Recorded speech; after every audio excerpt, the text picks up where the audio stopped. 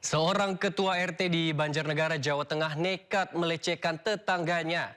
Aksi tak terpuji ini terbongkar usai pelaku kedapatan merekam korban saat sedang mandi.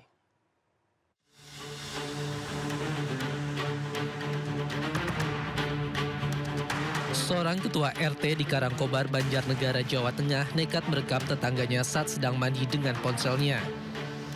Kejadian bermula saat korban tengah mandi curiga melihat pantulan cahaya mencurigakan dari atas plafon kamar mandi. Cahaya tersebut ternyata berasal dari kamera ponsel pelaku yang tengah merekam aktivitas korban saat mandi. Upaya damai melalui mediasi di desa sebanyak 3 kali namun berakhir buntu. Dikarenakan pelaku tidak mau meminta maaf dan mengakui perbuatannya.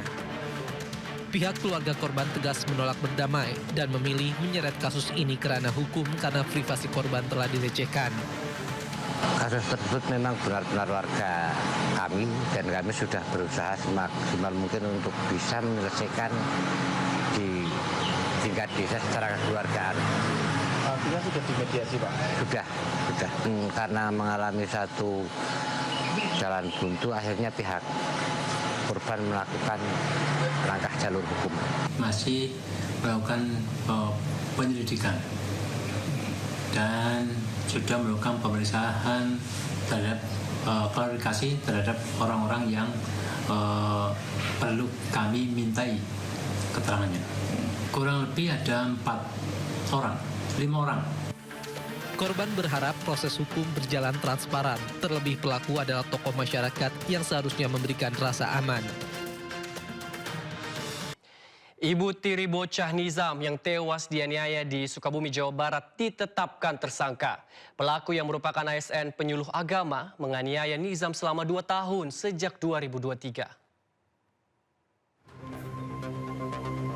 Teni Rida, ibu tiri Nizam Safei, bocah 12 tahun yang meninggal dianiaya di Sukabumi, Jawa Barat, ditetapkan sebagai tersangka. Polisi mengantongi sejumlah bukti penganiayaan. Bahkan ironisnya, penganiayaan terhadap Nizam sudah terjadi berulang kali sejak 2023. Terkait dengan penganiayaan yang diderita oleh korban anak, NS, ini sudah terjadi beberapa tahun yang lalu. Seperti di tanggal 4 November 2024 itu pernah ada juga laporan, namun laporan itu sudah kita proses dan ada perdamaian. Sebelum ditetapkan sebagai tersangka, Teni Rida berkelit bahwa penyebab kematian Nizam karena sakit.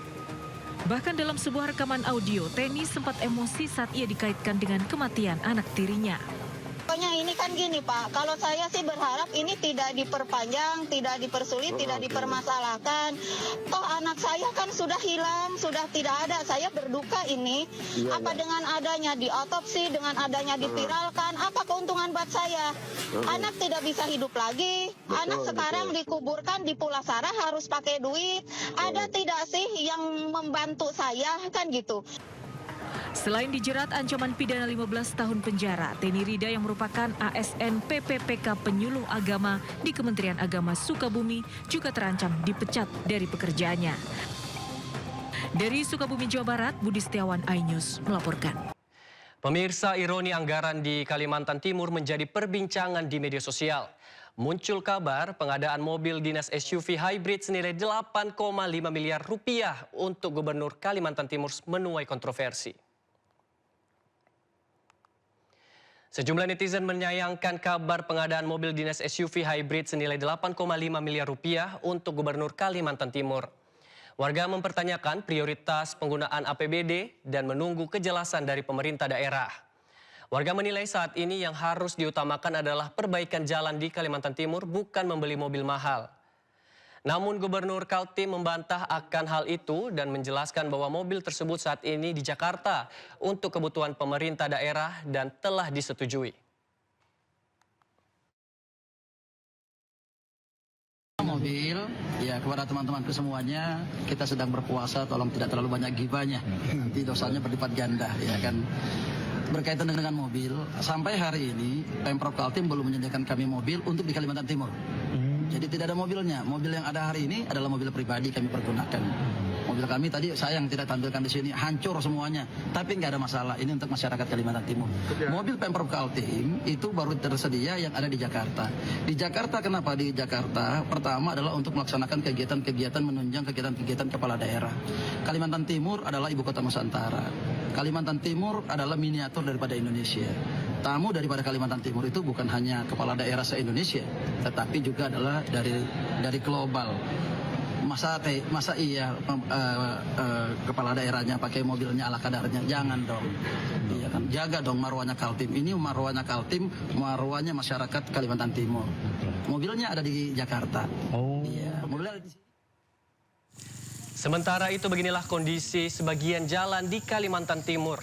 Kondisi jalan di wilayah Bentian Besar, Kabupaten Kutai Barat, Kalimantan Timur memprihatinkan dan butuh perbaikan.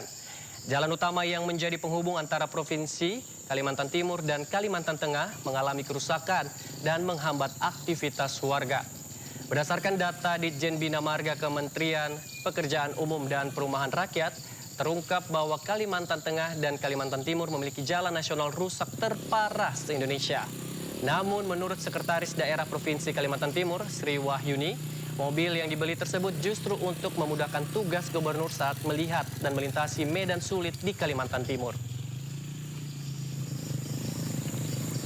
Ya, Pak Gub ini kalau meninjau sebuah lokasi, beliau itu ingin sampai lokasi, tembus sampai ke lokasi itu. Jadi suatu saat beliau ke Sotek Bongan, ya saya memang tidak ikut tapi saya dengar ceritanya, itu kan tertahan di hutan. Sebenarnya sudah diberitahu bahwa tidak ada jalan, tapi beliau tuh ingin tahu tembusnya sampai mana. Kalau masyarakat tembus itu beliau juga ingin sampai di situ. Nah waktu itu kan trouble. Saya juga pernah satu kunjungan, beliau harus ganti mobil. Pemirsa, sidang dugaan korupsi tata kelola minyak mentah Pertamina memasuki babak akhir. Kesembilan terdakwa menjalani sidang putusan, termasuk Keri Adrianto, putra pengusaha sekaligus buronan kasus dugaan korupsi Riza Khalid. Riuh tepuk tangan pengunjung sidang menyambut kedatangan para terdakwa A di ruang sidang. Mereka merupakan serikat pekerja Pertamina dan keluarga para terdakwa yang hadir memberikan dukungan moral dan mengikuti jalannya sidang. Salah satu terdakwa yakni anak pengusaha Riza Khalid, Muhammad Keri Adrianto. Keri dituntut 18 tahun penjara dengan denda 1 miliar rupiah. Keri dan kawan-kawan didakwa merugikan negara dalam perkara ini sebesar 285 triliun rupiah.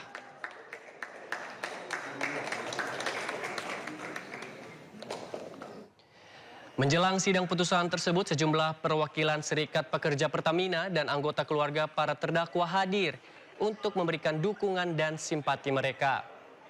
Mereka membawa papan untuk menempelkan kertas-kertas berisikan pesan tulisan untuk terdakwa. Mereka berharap adanya keadilan terhadap para terdakwa dan dibebaskan dari segala dakwaan.